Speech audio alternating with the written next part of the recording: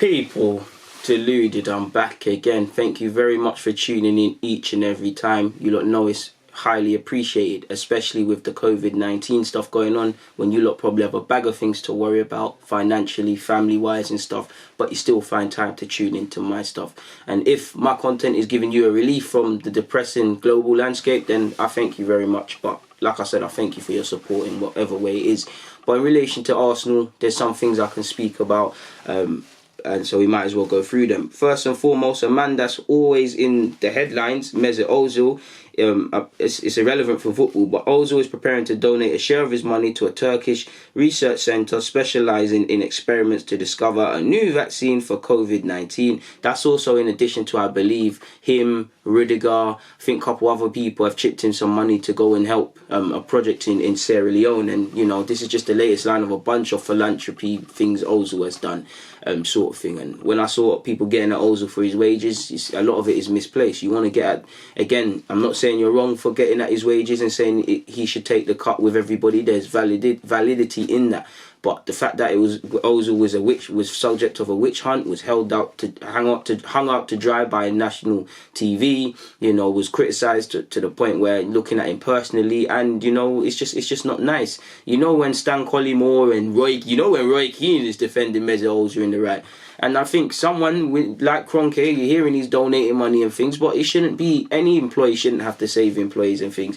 You heard allegedly, you know, we spoke to these players about sticking together and Arsenal's values. Where's the values from Stan Kroenke? This club has given you how much peas and bettered your life, or well, not that it's bettered it, but you've got many ventures, but it's been great to you. Where's the togetherness for the people that keep your pockets going? Because if everybody, players and staff, pack up and put the key on the Emirates and F off, you know, it's obviously, it doesn't matter how much you earn, because there's going to be no players to play. There's going to be no one to clean the stadium. The stadium's just, like I said, the lights are off. Like, the lights are off, it's not on. So people from, considering, you know, you got him, he's worth, 8 to 10 billion. He's also part of, you know, his wife's got the Walmart family dynasty and things like that. It's ridiculous. And it just, I'm not going to call a spade a spade. I think the club are using this to a degree to right the wrongs, which are our wage budget or lack of structure within them. Moving forward from that though, and speaking of, Martin Keown has said to TalkSport, as a mediator, I would love to be able to get these people, the hierarchy, together to get Arsene Wenger back into the boardroom to help make key decisions for Arsenal. And I mean, I think Wenger would be good in that position, but I do think it would also concern me, because towards the end of his tenure, he had a problem, for me anyways, differentiating what is good for Arsenal and good for the club. I think I've made a video about that, and I do think he should be put in a role like that, but, you know, he's doing his FIFA thing. And I think it's actually healthy that Wenger and Arsenal have had a divorce. And, you know, Wenger might not necessarily excel at that because he's been a manager and he took so long to move away. Would he find it too overwhelming to go back? Because the man hasn't even returned to the stadium because, you know, he struggles and stuff. So it might not be the right option. El Nene's agent has said something. He said, "We haven't had an official meeting so far, but I know that the technical staff and Besiktas want to keep El Nene for another season. After the situation becomes clearer," obviously referring to COVID-19, "they will start negotiations with Arsenal regarding the player's future."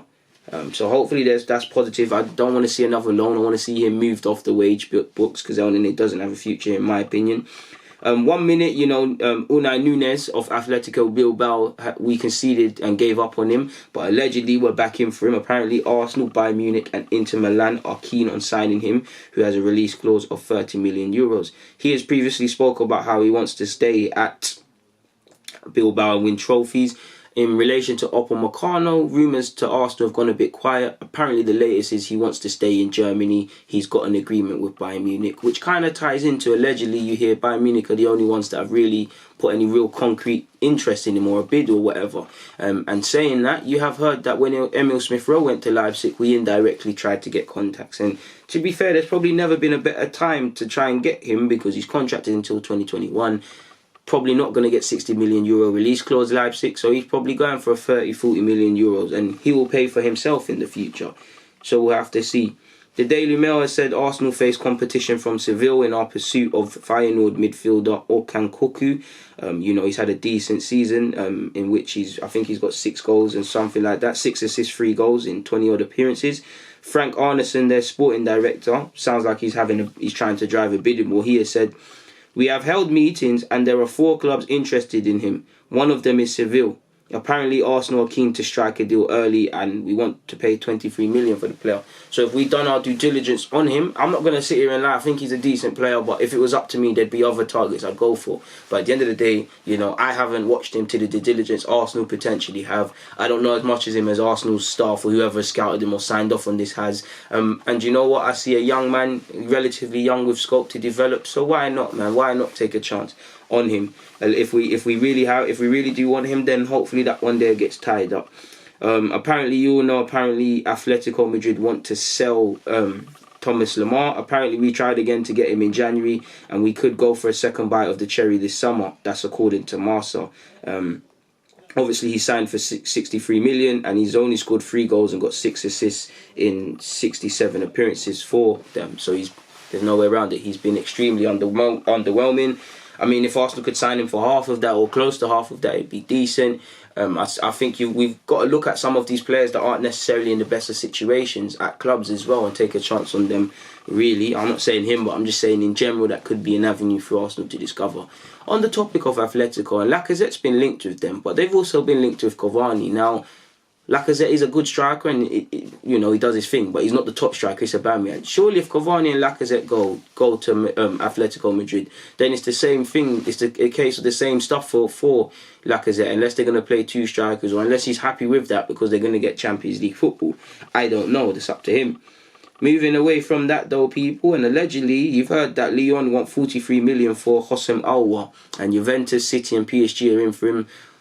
I would love Arsenal to get involved in that. That's all I wanted to say. Arsenal have been linked with him, but I would love us to get involved in that. Apparently, 1 minute Werner's going to Liverpool, 1 minute he's not. The latest is that he's not. Surely if we're going to sell Aubameyang or do anything like that, Werner, considering his 50-odd million release clause, is something we've got to look at. Now, if I'm Werner, I wouldn't sign for Arsenal because I just don't think it's attractive enough. You go from Leipzig, who can play in the Champions League. You've been linked with even Bayern Munich. You've been linked with Liverpool, indirectly linked with Madrid. Whether you can go to these teams or not, they can offer you better packages than Arsenal. The only thing Arsenal could potentially offer you is regular football, more regular football, because Madrid, you've got top players. They're always linked with top players. Munich, you've got top players. Obviously, all the other teams, Liverpool, I think he can play and play significantly. Firmino can be moved behind him, but if Klopp says that's not a thing and he's just one of you have to miss out, then there's 4 players competing for 3 spots over the front line, so someone's going to have to give up. But if he was interested, then that's something Arsenal's got to look at, really, man, considering the release clause. We'll have to see. Finally, though, people, and I don't know if Ceballos will get in trouble when he goes back to Madrid, but he has described Pep Guardiola as possibly the best coach in history of football, and he's also bigged up Mikel Arteta. He has said, "I'm very happy with Mikel. He as an assistant learned from possibly the best coach in the history of football. He has some basic concepts and a winning mentality. I think he's going to be one of the best coaches in England very soon."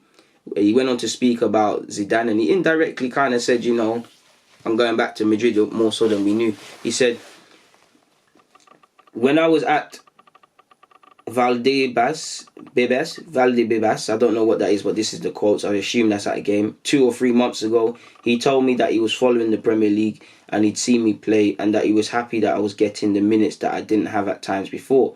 My relationship with him is good. He always used to say that I was like him, that I was an energetic player, that I needed to play a lot of games in order to find a high rhythm.